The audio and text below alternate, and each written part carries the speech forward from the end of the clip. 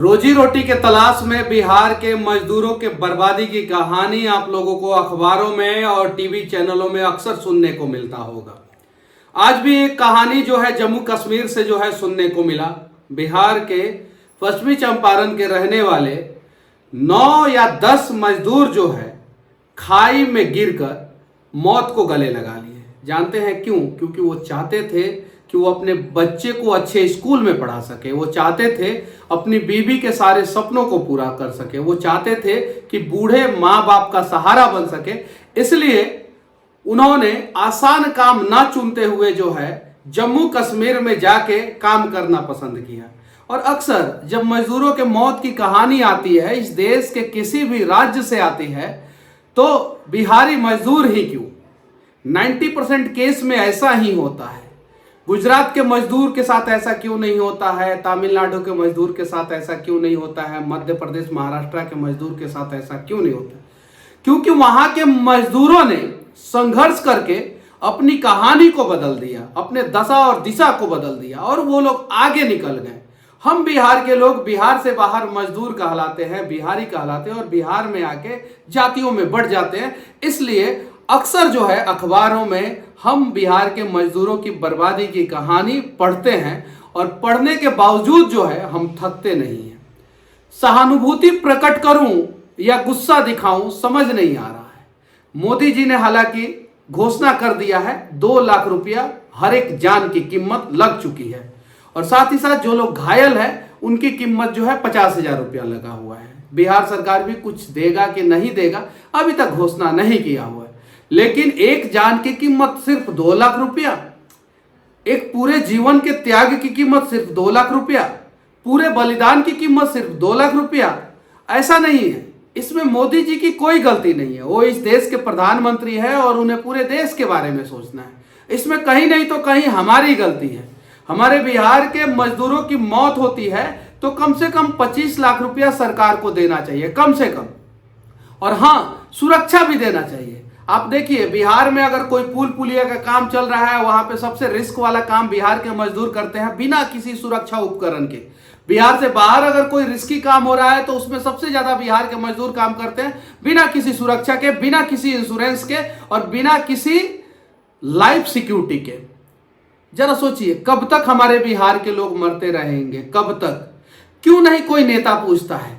क्या किसी नेता के बेटे का मौत होता तो क्या सरकार की तरफ से 2 लाख रुपया का मुआवजा का घोषणा होता?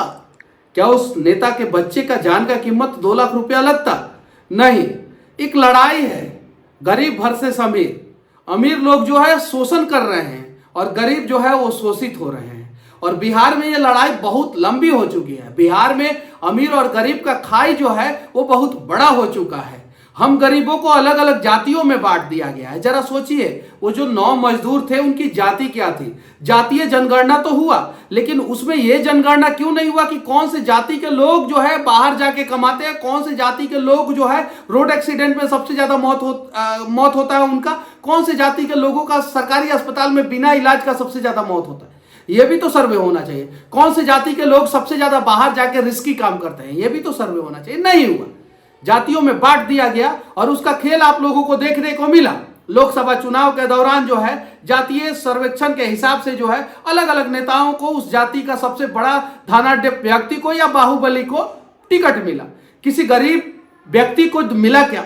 इस धरती पर सिर्फ और सिर्फ 2 ही जाति है, एक अमीर और एक गरीब। बिहारी जितना जल्दी समझ जाएंगे उतना ही जल्दी जो है बिहारी तरक्की के रास्ते पे आ जाएंगे। और जब तक जाति के आग में अपने घर को जलाते रहेंगे, हंस रहे ही होगा। कभी जम्मू कश्मीर में मरेंगे, कभी नॉर्थ ईस्ट में मरेंगे, कभी तमिलनाडु में, कभी गुजरात में, कभी महाराष्ट्र में, और कोई पूछने वाला नहीं होगा। और पूछेगा भी तो आपके जान का कीमत 2 लाख रुपया लगा देगा। सोचिए, आंखों में खुशी का आंसू आए, गम का आंसू आए या क्रोध का आंसू आए, समझ में नहीं आ रहा है। क्या करूं? मातम मनाऊं या गुस्सा दिखाऊं? अगर शब्दों का चयन सही से नहीं कर पाऊंगा तो लोग जो है मेरे इसी वीडियो को काट के ना जाने कहां से कहां तक पहुंचा के बवंडर मचा देंगे। अगर शब्दों का चयन सही से नहीं करूंगा तो बहुत सारे बुद्धिजीवी लोग कहेंगे मनीषवा को बोलने नहीं आता है। उन बुद्धिजीवियों से हाथ जोड़ के विनती करना चाहता हूं, कब तक बिहार और बिहार के लोग मरते रहेंगे और आप अपने बुद्धिजीवियों का लेबल जो है आप अपने माथा पे लगा के जो है घूमते रहेंगे। सबसे ज्यादा आईएएस आईपीएस बिहार के, सबसे ज्यादा ब्रिलियंट व्यक्ति बिहार के, सबसे ज्यादा काबिल व्यक्ति बिहार के, और फिर भी सबसे ज्यादा बर्बाद बिहार हो रहा है। कितना पैसा दिया जाए? जिनका सुहाग उजड़ गया, क्या उसके सुहाग का कीमत 2 लाख रुपया? जिसने अपना बेटा खो दिया, क्या उसके बेटे का कीमत 2 लाख रुपया? जिसने अपना बाप खो दिया, क्या उसके बाप का कीमत 2 लाख रुपया?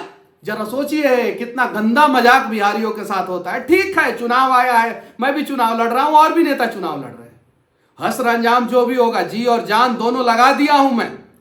या तो बिहार को बना दूंगा या तो खुद को बर्बाद कर दूंगा, लेकिन हिम्मत तो अब नहीं हारना है, क्योंकि बिहारियों के बर्बादी की कहानी कब तक लिखी जाएगी अखबारों में और न्यूज चैनलों के माध्यम से, कब तक प्रसारित होगा?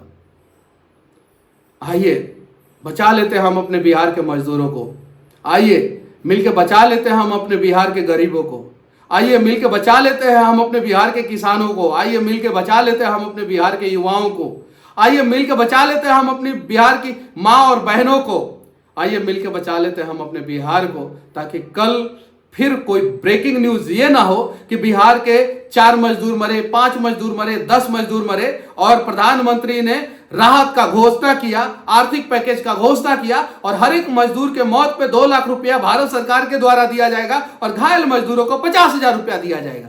इस दृश्य को बदलने का प्रयास जो है हम सभी को करना होगा। आप हमें मंदबुद्धि समझे, आप मुझे बड़बोला समझे, आप मुझे जो है कोई जानकारी नहीं है इस हिसाब से मुझे ट्रीट करें, आप मुझे बच्चा समझे, आप मुझे नादान समझे, लेकिन आप ये जानते जरूर है कि मनीषवा के सीने में बिहार धड़कता है और बिहारियों के लिए लड़ता है।